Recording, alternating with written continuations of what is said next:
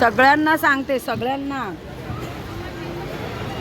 तुम्हाला ज्या ओंकार बद्दल मी सांगायची ना, तो हाच ओंकार. तोंडात काय होती तुझ्या?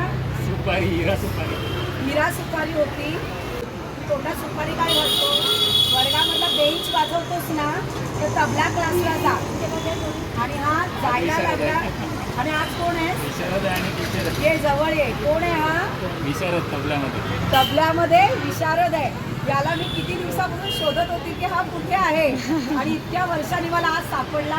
इथे मार्केटमध्ये. खरं म्हणजे ज्या विद्यार्थ्याला मी तुम्हाला उदाहरण द्यायची की जो विद्यार्थी तोंडात सुपारी घातली होती आणि त्याला मी ओरडलेली, म्हणजे ही सुपारी काय खातो? अगं छान बेंच वाजवतोस तर तबला क्लासला जा. मानलं तुला. असे विद्यार्थी घडतात.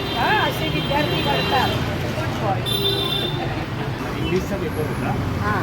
आणि माझ्या तोंडात सुपारी होती आणि तुम्ही मला थांबवला पेपर लिहायचा आणि वर्गाच्या समोर तुम्ही मला म्हणालात की उभा राहा, हा जो तुझा सुंदर चेहरा आहे ना, हा जर तुला सुंदर ठेवायचा आहे तर हे जे काय खातो आहे याचं रूपांतर उद्या मावा, गुटखा आणि दारूपर्यंत न जावं असं तुला वाटत असेल तर ही जी सुपारी खातो ही आज सोड, त्याने तुझं भलं होईल. आणि बेंच वाजवतो त्याच्या जागी काय तबले वाजवतो.